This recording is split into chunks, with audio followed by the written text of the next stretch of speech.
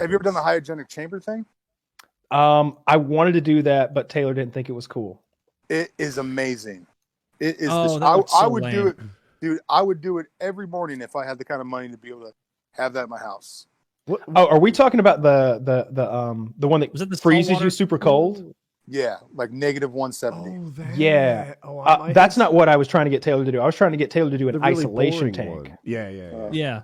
It was like, I pay this person to spend half an hour alone in the dark. No. First of all, No. we were going to eat huge amounts of marijuana before we went in there, and I was hoping we'd trip out while like in the isolation tank.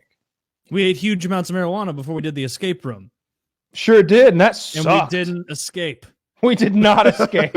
I remember that was like, what was like a 50-minute challenge, maybe like 23 minutes in, like you and Chiz and probably me were just like, dude, this isn't fun. This sucks. The lack of chili dogs in this activity is really getting me down. I didn't know there wouldn't be snacks. Yeah. We did. So I did a team building event for Woodycraft, and one of the things we did was an escape room, and I had a good time. Now I question if anyone else did.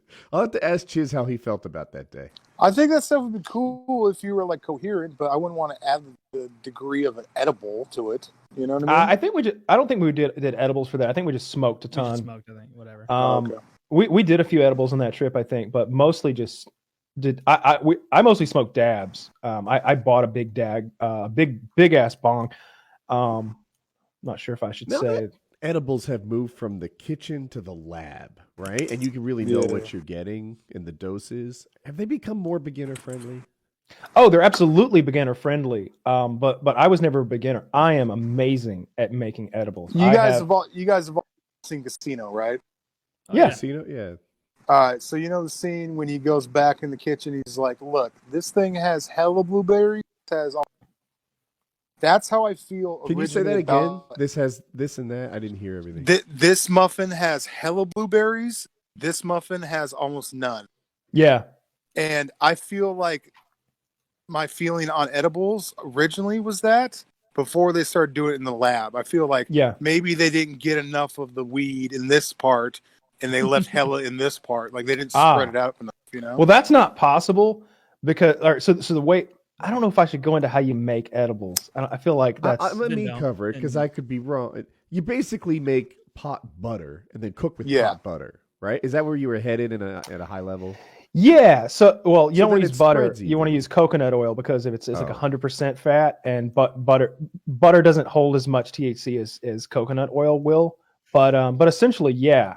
But the thing is, the oil that you're introducing into the baking good is fully saturated with THC, and there is no part of that oil that has less or more. And as long as you stir the cookies or the brownies or the muffins or whatever appropriately, then every bite in that batch will have the same amount butter, of punch. like whatever it is, gets in every bit of the cookie all over the place. Yeah, but I've definitely made batches where like, holy shit, this is some powerful stuff, and I've made batches where it's like, do you feel anything? No. It's been 6 hours and we don't feel anything. This was garbage. Like I've failed before, but after a while I got really good at it to the point. And here's the thing, like an ounce of weed, I don't remember the numbers, but an ounce of weed would make like enough butter for a big tray of cupcakes.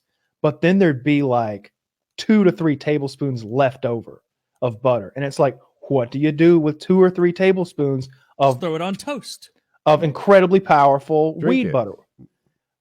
I have drank it. I have warmed it up until it's liquid, and I called it a butter shot. I'd put it on ice cream. See, it ruins it. It tastes like shit. So you got to keep in mind this stuff tastes like shit, and it's green. Right. All right. This is just beginner here, but I feel like I'm representing the beginners watching the show. Sure. That's why they make brownies out of it, because they taste so good it can kind of overpower the pot, which is not tasty. Yeah, brownies almost completely mask the flavor of it. But my thing has always been, and this is the same for alcohol and for weed. I'm not looking for like some sort of. I want the delivery device to be as potent and straight to the point as possible. If I'm drinking, I'm not doing a little shot with you. I'm not doing a Jaeger bomb. I'm not making a martini or a mixed drink. I don't want your fucking beer. I'm going to take a fucking rocks glass and I'm going to fill it halfway or 3/4 up with tequila, and I'm going to down the whole fucking thing, and I'm going to go from 0 to drunk right fucking now. So with weed, I feel the same way. It's like, I don't want to eat 2 brownies that taste pretty bad. First of all, that's a lot of empty calories that I'm not even enjoying. Tons of sugar and shit. Second of all, I could just drink the butter, right? And I'll get high quicker because my body can process it more quickly, break it down, turn it into whatever that chemical it is that that THC turns into when it gets processed by your liver.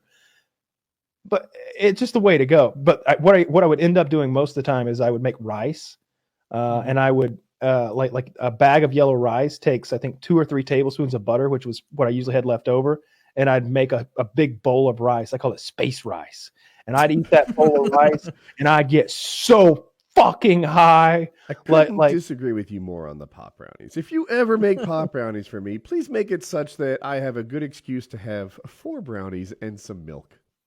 Fair enough. Well, see, here's the thing, though. Once you get good and you just high, want brownies. You're going to get your brownies. Don't worry, the brownies are coming. All right, but they're going to bring me a couple joints and some brownies. That's what you do. And Woody's like, and hold the joints with extra brownies.